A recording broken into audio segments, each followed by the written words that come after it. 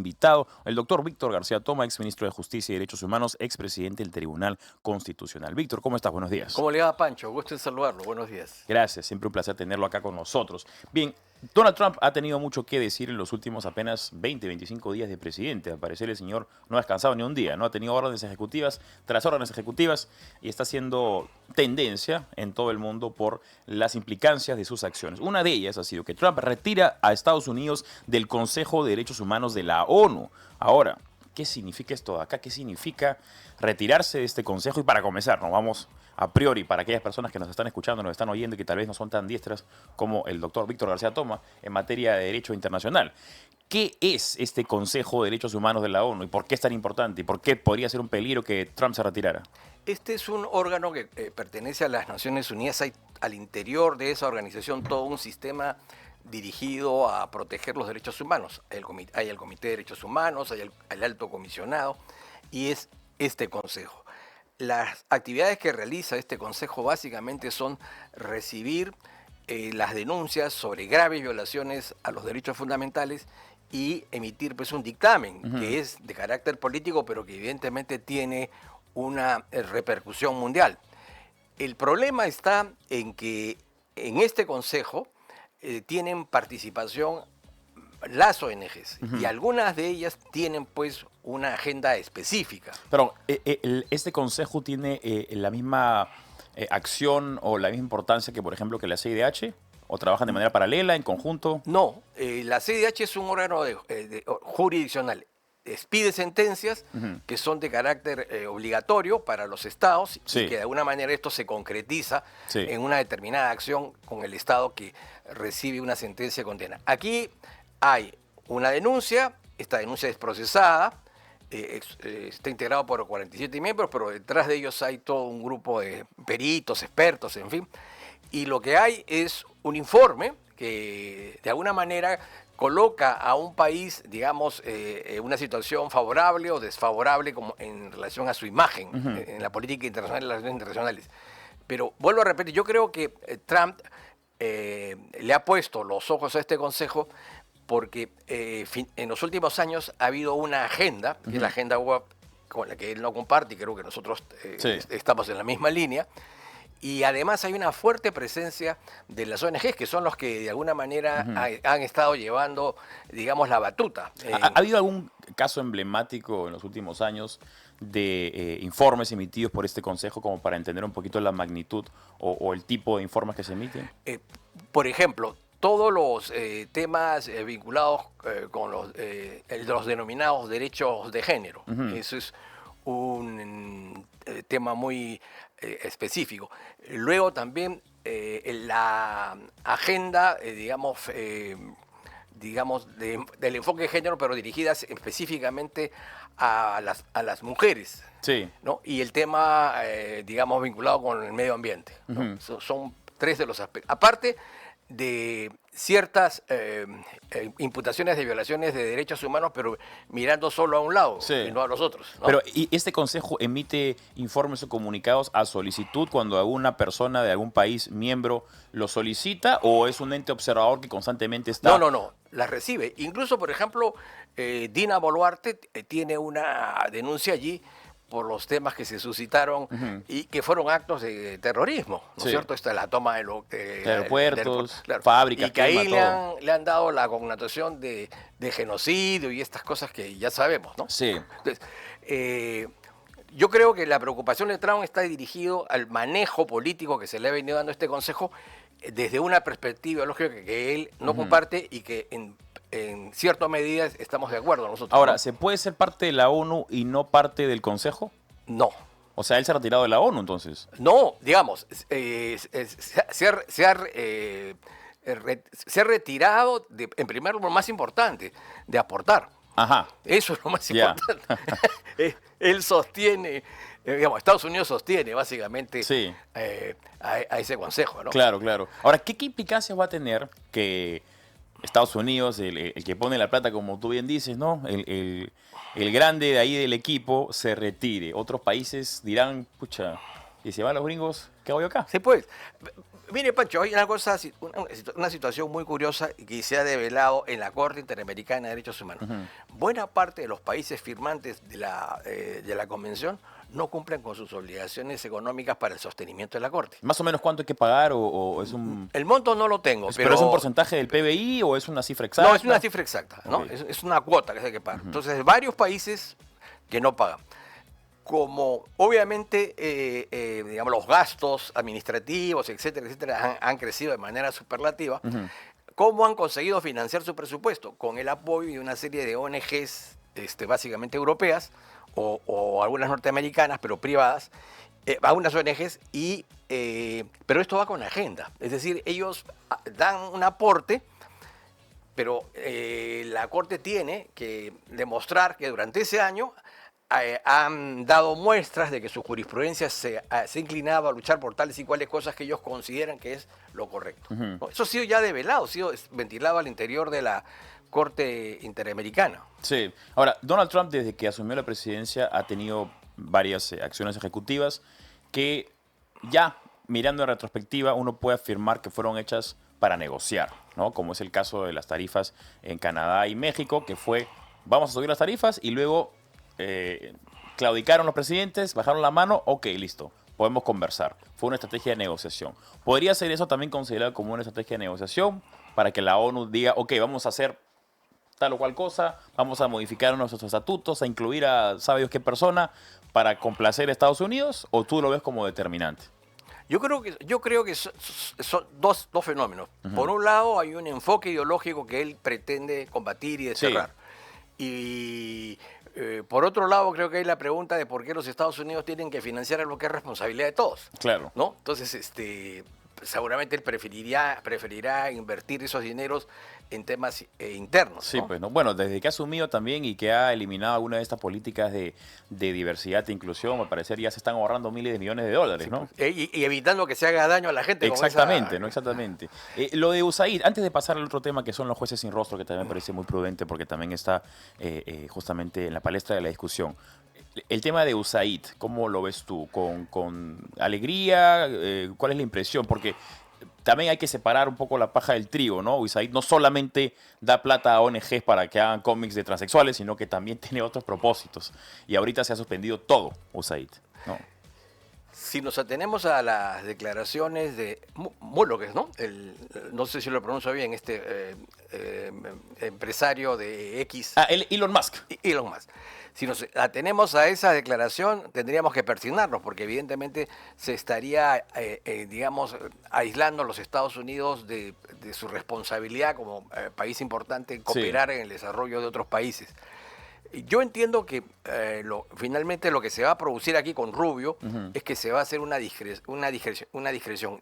En esto sí, vamos esto a apoyar y en esto no. Claro, claro. Sí, pues no, porque algunas personas están celebrando por el hecho que las ONG se quedaron sin plata. Sí, pero también hay otras ayudas, hay otros propósitos, que es la lucha contra el narcotráfico. Tengo entendido que USAID contra la pobreza. ¿no? Contra la pobreza. Pero eso también nos despierta un interrogante, ¿no? ¿Qué tan prudente es depender a ciegas de una dádiva extranjera y con el tiempo se presume que es una especie de derecho, cuando en realidad es un privilegio, ¿no? Porque si Estados Unidos... los contribuyentes de Estados Unidos son finalmente los que deben decidir si quieren o no seguir dando plata a países en el extranjero, ¿no? Digamos, toda ayuda exterior de alguna manera lesiona, erosiona, digamos, nuestros conceptos de soberanía e independencia, porque pues. nadie, digamos, dona gratuitamente, ¿no? Claro. Eso nos obliga a tener, digamos, cierta condescendencia con otras pues. políticas de repente no compartamos, pero que obviamente en el balance nos motivaría, ¿no es cierto?, a aceptarlas. Pero nuestra realidad es que somos un país medio bajo, y que tenemos que hacer el esfuerzo en lo posible, en el mediano plazo, de no tener que depender de ayuda externa, ¿no? Para nada. Somos independientes, pero ¿qué tan independientes somos realmente, no? Sí, pues la independencia se logró en 1821, pero 200 años después seguimos recibiendo pero plata. La primera independencia que tenemos que salir es de la mediocridad, de la corrupción, que es lo que ahora nos está matando, ¿no? Efectivamente. Y ahora pasamos al aspecto un poco judicial, que es los jueces sin rostro. Los jueces sin rostro existían en el pasado, fueron eliminados. ¿En qué año fue? ¿Fue en los 90s? digamos, las denuncias empezaron a florecer a raíz de las denuncias que se hicieron ante la Corte Interamericana, luego un pronunciamiento del tribunal en cumplimiento del mandato de la Corte, y fueron proscritos porque evidentemente implicaba la violación de una serie de derechos, ¿no? ¿Cuál es el derecho que se estaba violando? En principio el juez natural, o sea, se afectaba el principio de imparcialidad y evidentemente en esa época se cometieron ciertos abusos que nadie puede desconocer. Pero yo creo que nos hemos adelantado. ¿Cuál es nuestro problema hoy? Nuestra falta de, digamos, prevención del delito, Sí. una inadecuada investigación, no nos está caminando digamos, sistemas como el del GEIN que se implementó para combatir el terrorismo, ¿no es cierto? Y en consecuencia hoy el problema principal está fundamentalmente entre la policía y el Ministerio Público, ¿no? Digamos, no tenemos casos, fase de acusación. Hoy los fiscales, en algunos casos cometen error por incompetencia, por ignorancia, otros por corrupción, y hay el tercer punto, los perezosos. Si a esto le vamos a agregar que les estamos exaltando la figura de que tenemos que protegerlos, Sí. digamos, porque digamos, el grado de intimidación ha avanzado, estamos ayudando a esta gente a trasladarle su responsabilidad hacia otros, ¿no? Pero poniéndonos un poco del lado de los jueces, o por lo menos de Patricia Juárez, quien es la congresista que está proponiendo que vuelvan los jueces sin rostro, ¿estamos en un punto en el que verdaderamente un juez está incapacitado de ejecutar su trabajo por la posible intimidación que pueda sufrir de bandas criminales internacionales que están socavando acá el Perú? Estamos en un punto, en primer lugar, que no tenemos un liderazgo para combatir un fenómeno que es, digamos, la expresión de un conjunto de órganos, incluyendo la sociedad civil. Nos está fallando un liderazgo que además sea determinante, como el caso de Bukele. Sí. Yo estoy en contra de las políticas de Bukele, pero entiendo de que en parte su éxito ha radicado en su liderazgo, Claro. su determinación y su capacidad de poderse comunicar con la población. Y eso se traduce en que tiene más del 90% de aprobación. Es uno de los presidentes más aprobados y además El Salvador es uno de los países donde se considera que hay más democracia en toda la región. Y Bukele tenía un plan, bueno, malo, regular, pero aplicó un plan.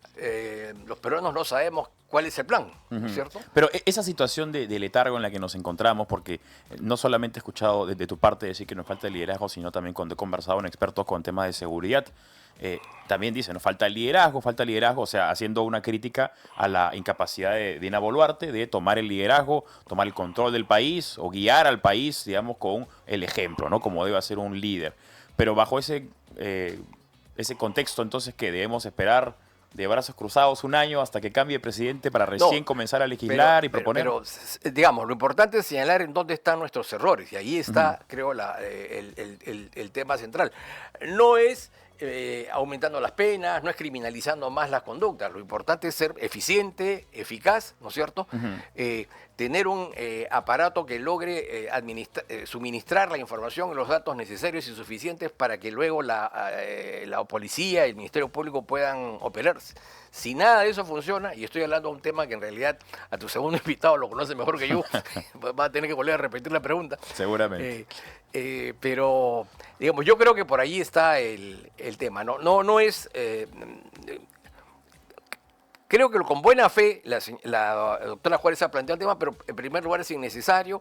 Tiene el problema de que ya ha sido sancionado en la justicia supranacional y creo que el problema va por otro, ¿no?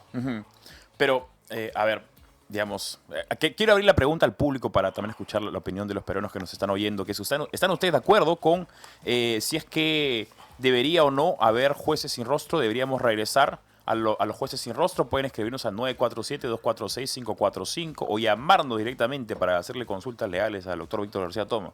Gratis, para hacerlas, solamente por esta oportunidad. Al 01613-1701. Pueden escribirnos o llamarnos. Trasladaré el honorario a Betel, ahí pasamos en honorario. Pero, a ver, yo un poco en aras del debate, ¿no? Yo sí me preocupo un poco por la efectividad de la justicia y sí es de público conocimiento que lamentablemente estas bandas criminales se han adentrado a diferentes poderes del Estado, ¿no? Se han adentrado a la Fiscalía, se han adentrado tal vez al Poder Judicial, y eso se puede ver, ¿no? Cuando a veces fiscales sueltan a estos delincuentes incluso en flagrancia por miedo. O sea, ahí es un poco comprensible. Y pongámonos en el zapato No sé si solo por miedo, también bueno, puede haber un interés económico ahí. Sí. Puede haber palo y zanahoria, ¿no? Sí, un poco de los dos. Pero yo me pongo un poco en los zapatos de estas personas, funcionarios públicos, y si tienes a un delincuente, a un extranjero, un casi terrorista que te dice, mira, o me sacas o voy a visitar a tu hijito que se llama tal y que vive en tal sitio y sale del colegio a las 2:30 de la tarde, o a tu esposa que trabaja en tal sitio y sale a esta hora. Entonces, es difícil hacer un trabajo cuando estamos a punto de convertirnos tal vez en un narcoestado. Pancho, muchos de los fiscales y jueces que están en el Perú no son jueces nombrados, son jueces y fiscales a dedo. Y que además están transitoriamente. La pregunta es, ¿alguien va a asumir esa tarea con responsabilidad, con sentido de entrega, sabiendo que pasado mañana se puede ir con el mismo tarjetazo que lo pusieron, con ese mismo tarjetazo Sí. se va?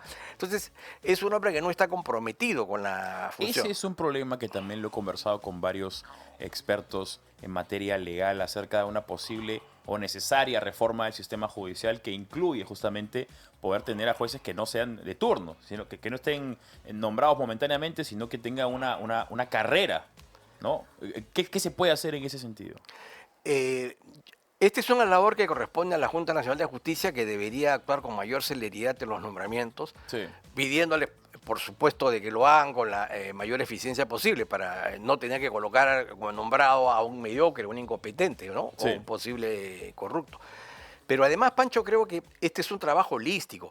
Acá no pueden estar separados la policía, el Claro. Ministerio Público, el Poder Judicial, el sistema penitenciario, los medios Sí. de comunicación, la sociedad civil. Esto tiene que ser trabajado orgánicamente por alguien que tenga claro el tema. Porque ahora lo que hay dos tipos de balaceras, las que se producen en las calles y las que se producen entre las instituciones. Sí. Todos los días escuchamos Pues, al ministro del Interior sosteniendo de que ayer dejaron en libertad a tal o cual. Y luego del Ministerio Público, en la queja o el reclamo de que nos han entregado atestados que son incompletos, en fin. Eso debe cesar. Sí, pues. ¿No? Y en segundo lugar, entender que si este tipo de crimen es un crimen transnacional y en consecuencia no lo vamos a poder combatir solo, necesitamos articular con las organizaciones que correspondan de los estados vecinos, ¿no? Siempre es muy popular decir, nunca hemos estado tan mal como ahora. Tú obviamente tienes una memoria excelente, además un amplio recorrido, seguramente podrás contarle a la audiencia si es que ha sido semejante esta pelea intrainstitucional o interinstitucional entre, como tú bien dices, Poder Judicial, Fiscalía, Congreso, Poder Ejecutivo, Policía, INPE. Hemos tenido siempre este conflicto entre todos donde siempre se tratan de echar la culpa en vez de buscar una solución holística, como tú bien dices. ¿O es recién ahora que hemos llegado a la cúspide? Han habido problemas en el pasado, pero no de esta hondura, ¿no? Ni tampoco se han dado lindezas como la que hemos escuchado ayer al ministro del Ambiente, que como decía, no sabemos cómo se llama y en realidad no importa, pero que ha tenido pues el descaro de salir a la televisión y decir, bueno, que en realidad todo está bien porque en su condominio no pasa nada, ¿no? Sí. Entonces, una declaración como esa hubiese significado inmediatamente que con otro congreso a ese individuo lo regresan a su casa porque no sabe dónde está parado, ¿no? Sí. Digamos, esta expresión, que es una expresión política, es pésima para un gobierno que ya tiene serios problemas de vinculatoriedad con la sociedad. Entonces el ciudadano común y corriente dice, qué bonito, el hombre tiene resguardo, tiene liebre, vive en un condominio y por supuesto ahí no pasa nada. Pero el ciudadano común y corriente va solo porque ni siquiera el señor de la guarda lo quiere acompañar, Sí, porque pues. ya sabe lo que va a pasar. Exacto, ¿no? ¿no? Bueno, yo creo que los peruanos están esperanzados de ver en las nuevas elecciones o cuáles son las caras que se van desfilando para asumir la presidencia, porque yo verdaderamente, y creo que coincidirás conmigo, no veo la proactividad necesaria y tal vez los actores actuales tampoco quieren tenerla porque dicen, a ver, con la desaprobación que tengo, todo lo que diga, todo lo que haga va a ser utilizado en mi contra, así que A esperar nomás, a esperar el próximo gobierno. Eso está claro. Digamos, tenemos que cargar en andas al Ejecutivo y al Parlamento hasta el 26 para mantener la continuidad política, para no afectar más la gobernabilidad, para que nuestra imagen en el exterior no afecte las inversiones, etcétera, etcétera. Pero tenemos pesimismo en cuanto a las elecciones porque hay un gran responsable, que es el responsable de otros desaguisados anteriores, que es el señor Tuesta. Del señor Tuesta hemos heredado esta reforma electoral que ha generado esta proliferación de kioscos políticos, porque no son partidos. De acuerdo contigo. Estoy seguro que 3/4 partes de esas organizaciones no tienen un marco ideológico, no tienen un marco doctrinario. Hay 25.000 firmas, pero estoy seguro que de esas 25.000 firmas no puede ni siquiera un centenar de afiliados. Claro, ¿cuántas personas terminan firmando cosas simplemente porque le dicen, oye, te dará una gaseosita, ven acá el sanguchito, ven acá, firma sin saber? No hay verdaderamente un compromiso ideológico con el partido con el que se firma, ¿no? Es prudente que tú hayas mencionado al señor Tuesta, porque él se lava las manos. Él dice que él no tiene nada que ver, que eso ahí fue Vizcarra, que no. Pero no, pues él fue el artífice de esta reforma electoral. Esos 40 partidos o 50, si es que... No, creo que ya hay 42 inscritos y hay como 15 que están todavía en proceso de inscripción. Tienen un padre putativo, sí, ¿no es cierto? Pues, y eso ya tiene un efecto, digamos, el primero, supongamos que no hay alianzas, que todo sigue igual, va a ser una condena para el sistema electoral, porque se va a votar ahora en 2 cédulas. Sí. El elector va a tener que votar por una plancha electoral, va a tener que votar por 2 diputados. 2 diputados. Senador, pero distrito uninominal, distrito regional. Más el famoso Parlamento andino, dentro de una sábana de 42 partidos. Sí, pues.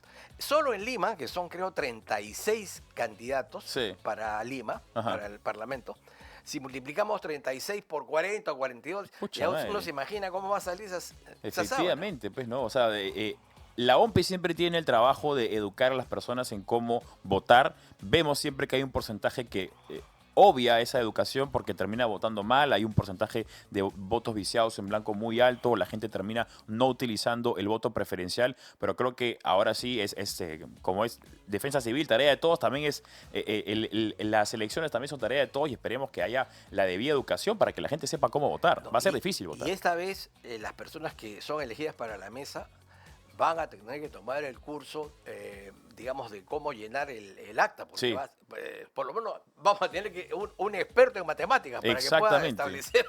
Exactamente, ¿no? Efectivamente. Va a ser bien complicado. Mi amigo Marco Loré Mola, el experto haciendo tablas, tendrá que darnos una clase así magistral a todos los peruanos para que sepan cómo votar y cómo hacer el conteo debido, ¿no? Cómo hacer el conteo debido y también para que la gente entienda cómo se elija un congresista, porque ese conocimiento acerca de la valla, la cifra repartidora, el voto preferencial, son temas que mucha gente desconoce. Y como el voto preferencial es proditor a los partidos, ¿no es cierto? Porque primero convierte, digamos, el gran enfrentamiento no es entre las listas que compiten, el gran enfrentamiento es entre los propios miembros de la lista. Exacto, para reordenar el orden, ¿no? Claro, hay otro tiroteo ahí al interior de la lista. Y una vez que sale elegido, él le dice, yo no le debo nada al partido. Esto lo he conseguido con mi dinero, con mi esfuerzo, ¿no es cierto?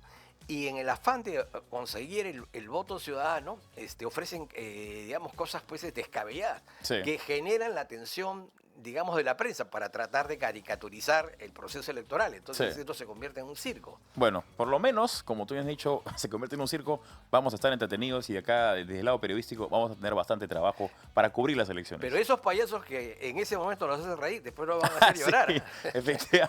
Efectivamente. Doctor Víctor García Toma, ex ministro de Justicia y Derechos Humanos y expresidente del Tribunal Constitucional, estuvo con nosotros acá en Tendencias por Radio Betel 100.1. Víctor, siempre un placer conversar contigo. Gracias por la invitación, Pancho.